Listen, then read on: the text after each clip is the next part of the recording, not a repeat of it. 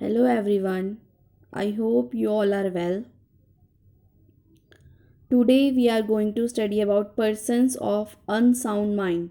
It means which persons are not to allowed to do a contract.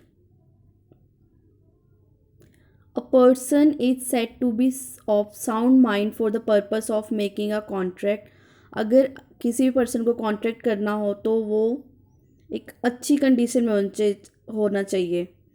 At the time when he makes it, he is capable of understanding it and of forming a rational judgment as to its effects upon his interest. As a minor person of unsound mind is also regarded as incapable or incompetent to contract. And if such persons makes any contract that is void, it means the party of contract must have sound mind to create a valid contract.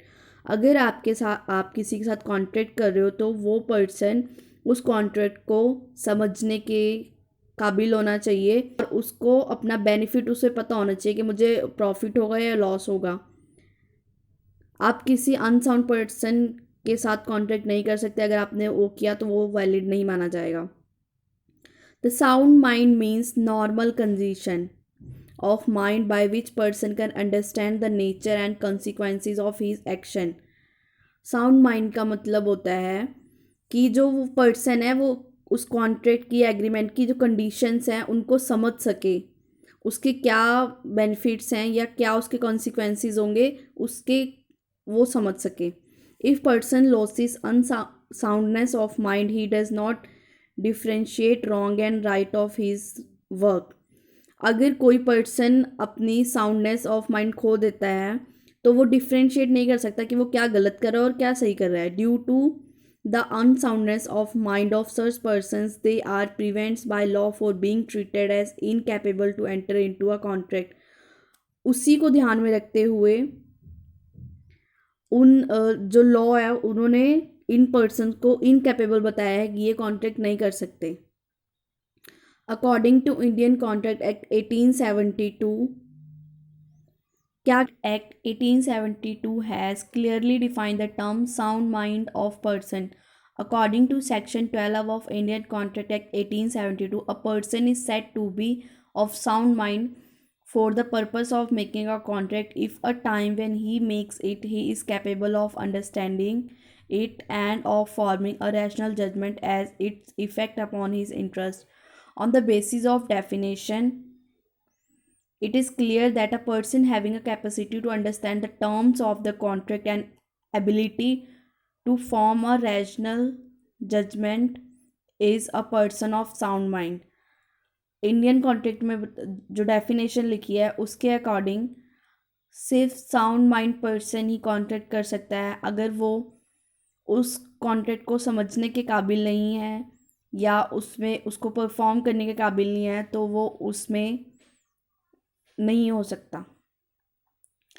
The unsoundness of mind में arise. अब कैसे पता लगेगा कि unsound mind किस type का होता है और क्यों होता है. Basically unsoundness is caused by idiocy. It means the person is an idiot with no intervals of senses. He is incapable. His mental power of understanding even ordinary matter are absent because of lack of development of brain. Next is lunacy or insanity. Temporarily sound and temporarily unsound.